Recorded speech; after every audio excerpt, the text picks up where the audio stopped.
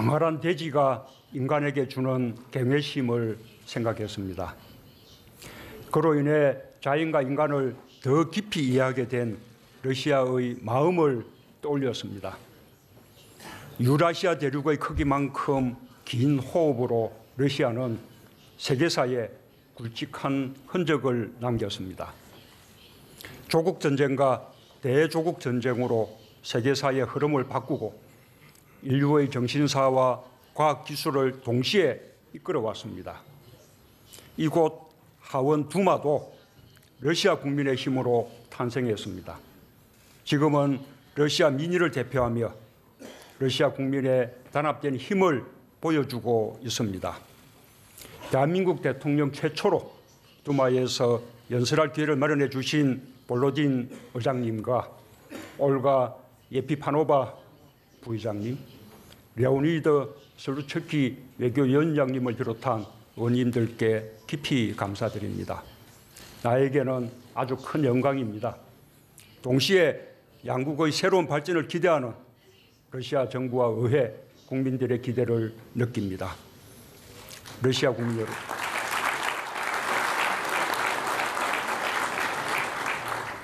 러시아 국민 여러분, 러시아가 구원받을 수 있다면 유라시아주의를 통해서만 가능할 것이다 라고 러시아의 역사 지리학자 레프 구밀요프는 말했습니다. 유라시아의 광활한 대륙은 크고 작은 문명이 교류와 상호작용을 통해 미래로 나아가면서 희망을 키우는 공간입니다. 블라디미르 푸틴 대통령님의 신동방 정책은 평화와 공동번영의 꿈을 담은 유라시아 시대의 선언입니다. 서구 문명이 이룬 장점과 동양 문명이 이룬 장점을 유라시아라는 거대한 용광로에 담아 인류에게 새로운 비전을 제시하려는 웅대한 설계입니다. 한국 국민들 또한 한반도의 항구적 평화를 넘어 동북아 전체의 평화와 공동번영을 바라고 있습니다. 내가 지난해 동방경제포럼에서 발표한 신북방 정책은 신동방 정책에 호응하는 한국 국민들의 꿈입니다. 나는 한국과 러시아의 협력이 한반도 평화와 동북아 번영의 주춧돌이라고 생각하며 그동안 진심으로 노력해왔습니다. 대통령 당선 직후 푸틴 대통령님과 통화에 이어 한국 대통령으로서는 처음으로 취임 특사를 파견해 북핵 문제의 평화적 해결과 극동 개발을 위한 협력 방안을 협의했습니다. 또한 러시아의 극동 개발부에 맞춰 러시아와의 경제 협력을 전담하는 북방경제협력위원회를 대통령 직속기구로 설치했습니다.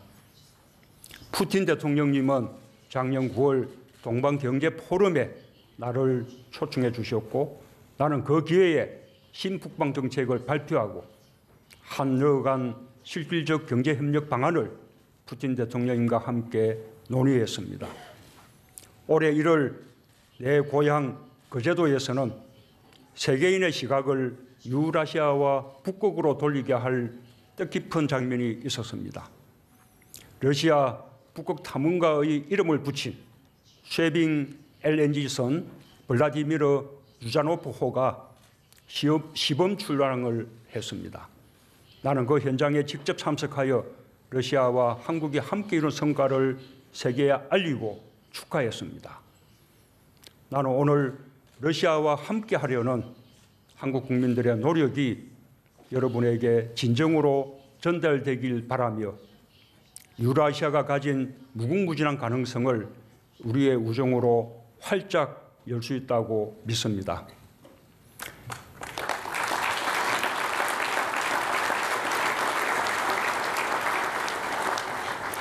러시아 국민 여러분, 한국인들의 서재에는 도스토옙스키, 톨스토이, 투르게네프의 소설과 푸시킨의 시집이 꽂혀 있습니다. 나도 젊은 시절 낯선 러시아의 지명과 등장인물을 더듬으며 인간과 자연, 역사와 삶의 의미를 스스로 묻곤 했습니다. 20세기 초 한국에 소개된 러시아 근대문학은 한국의 현대문학 발전에 큰 영향을 주었습니다. 한국에서 러시아 문학은 휴머니즘 교과서였습니다. 인간의 존엄성과 영성에 대한 탁월한 묘사를 통해 물질 문명을 살아가는 우리에게 정신적 가치의 중요성을 남겨주었습니다. 지구 바깥으로 나간 인류 최초의 우주인 유리 가가린도 과학기술 이상의 깨달음을 우리에게 주었습니다.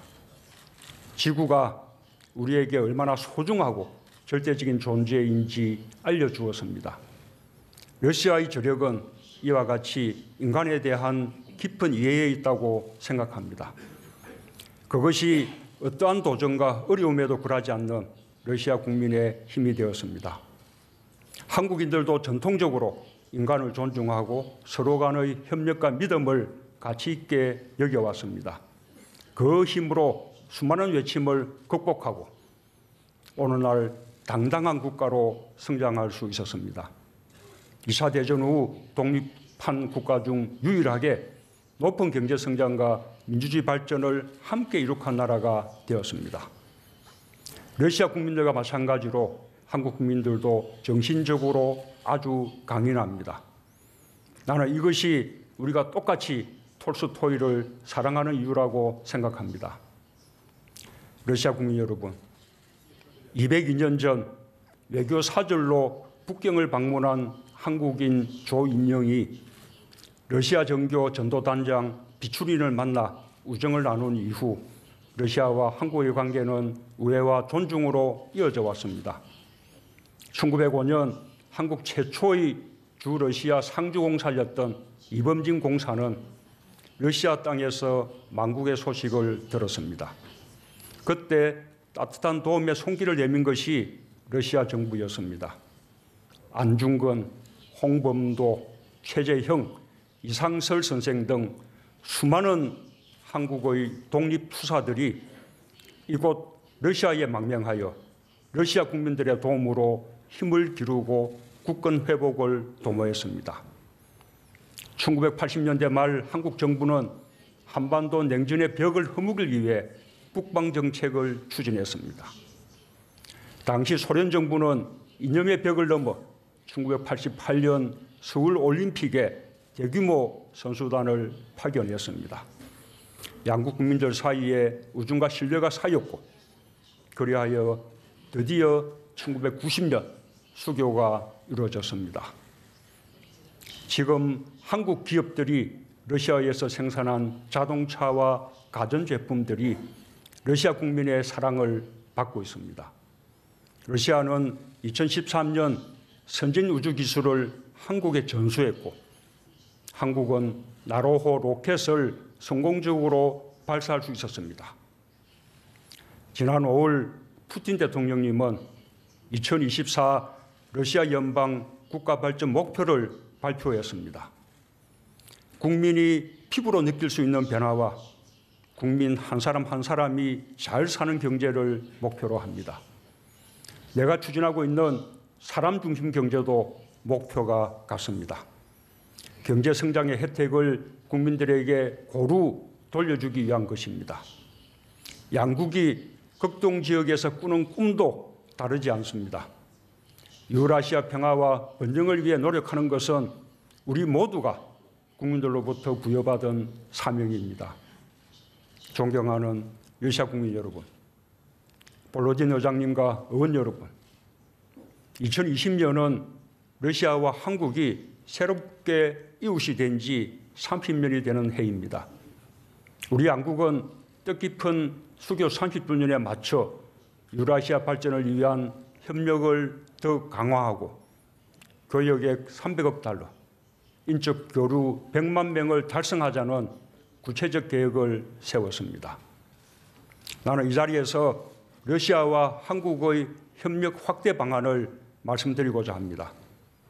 첫째, 미래성장 동력 확충입니다. 혁신을 통해 미래성장을 준비하는 것은 양국 국민에게 일자리를 제공하고 지속 가능한 성장의 기반을 다진다는 면에서 아주 중요합니다. 한국은 국내에 한러 혁신센터를 설립하고 모스크바에 있는 한러 과학기술협력센터를 확대할 것입니다. 세계 최고의 원천기술, 기초과학기술을 지닌 러시아와 IT 기술의 강점을 가진 한국이 협력하여 4차 산업혁명 시대를 함께 선도해 가길 기대합니다. 둘째, 극동개발협력입니다. 작년 동방경제포럼에서 나는 9개의 다리 전략을 중심으로 양국의 협력을 제안했습니다. 가스, 철도, 전력, 조선, 일자리, 농업, 수산, 항만, 북극 항로 개척 등 9개 중점 분야에서 협력을 더욱 강화해야 합니다. 민간의 참여도 확대할 필요가 있습니다. 러시아 극동 지역과 한국의 지방정부들 사이에도 협력 포럼이 준비되고 있습니다. 셋째, 국민복지 정진과 교류 기반을 강화하는 것입니다. 러시아의 2024 국가발전 목표에서 최우선 과제 중 하나는 국민의 삶의 질을 높이기 위한 국민보건 향상입니다. 그 과제에 협력하기 위해 한국의 고급 의료기술이 스콜코보에 함께 하게 될 것입니다. 러시아와 한국 기업의 협력으로 설립되는 최첨단 한국형 종합병원은 암, 신장, 뇌신경에 특화된 의료 서비스를 제공하고 재활을 도울 것입니다. 나는 양국의 긴밀한 협력으로 양국의 국민들이 더 행복해지길 바랍니다. 양국 관계의 소중함을 국민들이 일상 속에서 피부로 느끼게 되길 바랍니다. 러시아 국민 여러분, 내일은 77년 전 러시아의 대조국 전쟁이 시작된 날입니다. 수많은 영웅들과 무고하게 숨진 희생자들을 기리는 추모와 애도의 날입니다. 러시아뿐 아니라 인류 모두에게 평화가 얼마나 소중한지 다시 한번 깊이 새기는 날이 되길 바랍니다. 평화의 소중함은 전쟁의 참화 속에서 평화를 일궈내기 위해 헌신한 사람들에게 더 깊게 다가옵니다. 러시아와 마찬가지로 한국 또한 참혹한 전쟁을 겪었습니다. 나 자신도 피난민의 아들로 태어나 전쟁의 고통과 평화의 소중함을 일찍부터 절감해 왔습니다. 지금 한반도에는 역사적인 대전환이 일어나고 있습니다. 나는 지난 4월 북한의 김정은 국무위원장을 만났습니다. 우리는 판문점 선언을 통해 완전한 백화와 함께 더 이상 한반도에 전쟁은 없다고 세계 앞에 약속했습니다. 이어서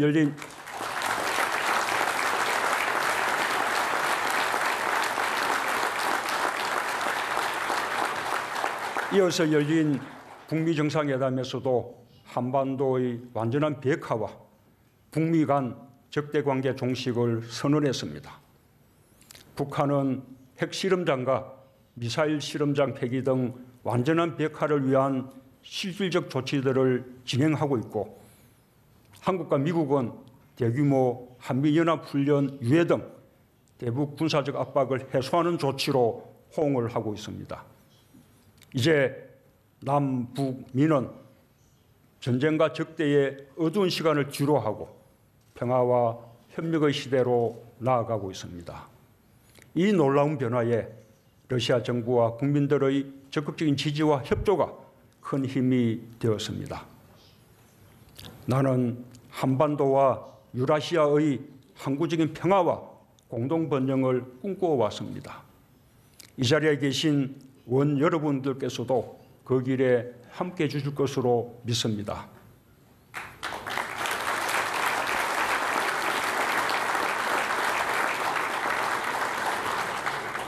한반도의 평화체제가 구축되면 남북 경제협력이 본격화될 것이며 러시아와의 삼각협력으로 확대될 것입니다. 러시아와 남과 북 삼각경제협력은 철도와 가스관, 전력망 굿 분야에서 이미 공동연구 등의 기초적 논의가 진행되어 왔습니다. 삼국 간의 철도, 에너지, 전력 협력이 이루어지면 동북아 경제 공동체의 튼튼한 토대가 될 수 있을 것입니다. 또한 남북 간의 공고한 평화 체제는 동북아 다자 평화 안보 협력 체제로 발전할 수 있을 것입니다. 존경하는 러시아 국민 여러분, 의원 여러분, 이곳 모스크바 야로슬라브키 역에서 연해주 항구 도시 블라디보스토크까지 달리는 시베리아 횡단 열차는 단순한 하나의 철도가 아닙니다. 러시아 노동자들의 황금 손에 의해 건설된 생명의 길이며 세계 인식의 지평을 넓힌 문명의 길이고 평화의 길입니다. 이 길은 단순히 상품과 자원만 오가는 것이 아니라 유라시아의 한복판에서 동양과 서양이 만나는 길입니다. 그야말로 유라시아 시대를 여는 관문입니다. 어느덧 100년을 달려온 시베리아 횡단 열차는 이제 육상교통의 중심을 넘어 유라시아 공동체 건설의 상징이자 토대가 되고 있습니다.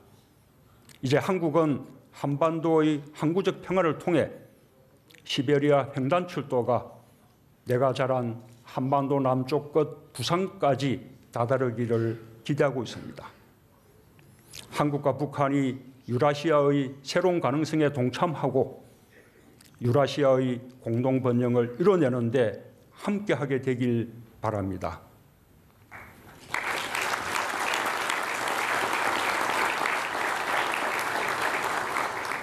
한 명의 지혜는 좋지만 두 명의 지혜는 더 좋다라는 러시아 속담이 지금 우리에게 필요합니다. 러시아의 지혜와 한국의 지혜, 여기에 북한의 지혜까지 함께 한다면 유라시아 시대의 꿈은 대륙의 크기만큼 크게 펼쳐질 것입니다. 끝으로 세계인의 축제인 월드컵이 성공적으로 열리고 있는 것을 진심으로 축하합니다. 올해 2월 평창 동계올림픽에서 멋진 경기를 보여준 러시아 선수들에게 나와 우리 국민들은 큰 박수를 보냈습니다. 러시아 월드컵에 참가한 한국 선수단에게도 러시아 국민들께서 따뜻한 응원으로 격려해 주시길 바랍니다. 러시아와